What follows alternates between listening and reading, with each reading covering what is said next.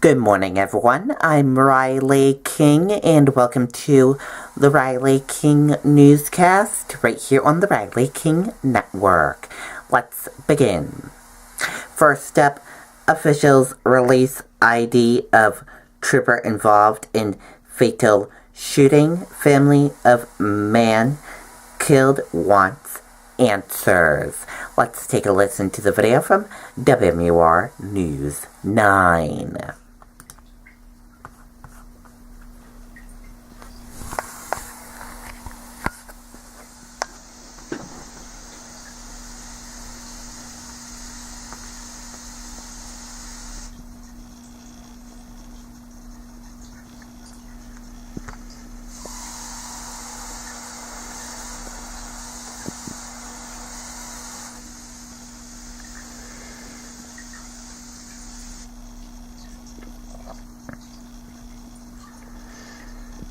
Attorney General's office says State Trooper Christopher O'Toole fired the 4 shots, one of which killed Jesse Champney on December 23rd.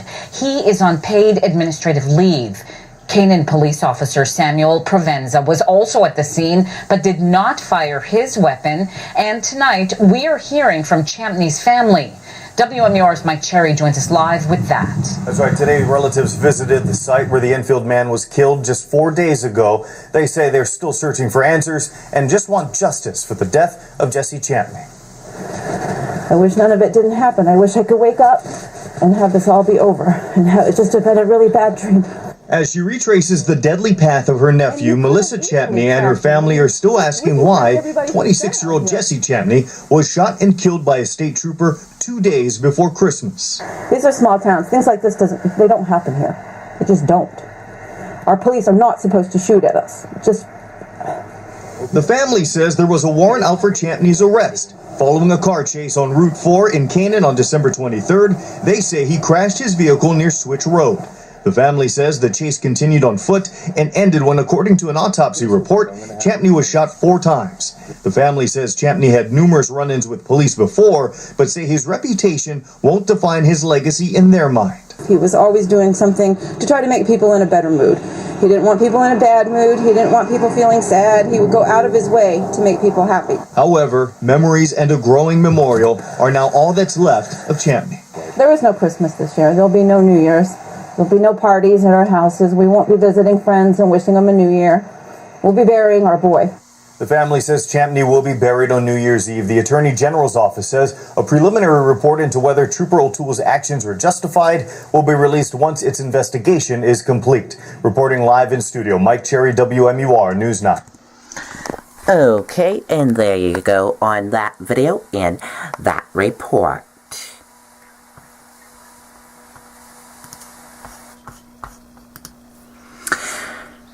A very big Bitcoin trading firm says cryptocurrency regulations are a good thing.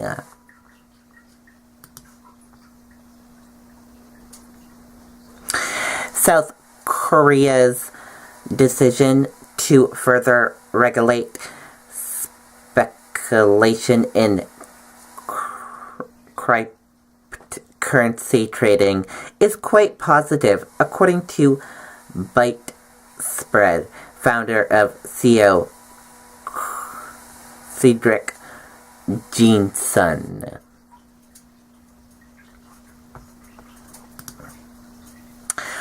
Roy Moore files lawsuit to block Alabama Senate result.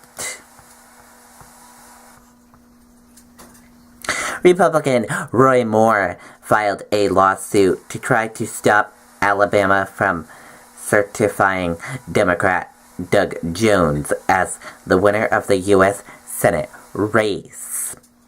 The court filing occurred about 14 hours ahead of Thursday's meeting of a state convincing board to officially declare Jones the winner of the December 12th special election.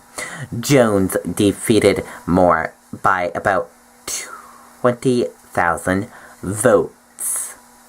Moore's attorney wrote in a complaint filed late Wednesday that we believe there were irregularities during the election and said there should be a fraud investigation and eventually a new election. Alabama Secretary of State John Miller told the Associated Press Wednesday evening that he has no intention of delaying the canvassing board meeting.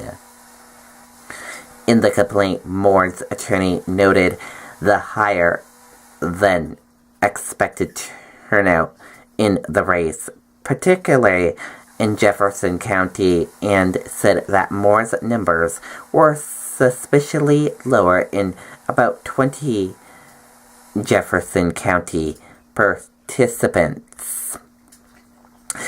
Miller said he has so far not found evidence of voter fraud,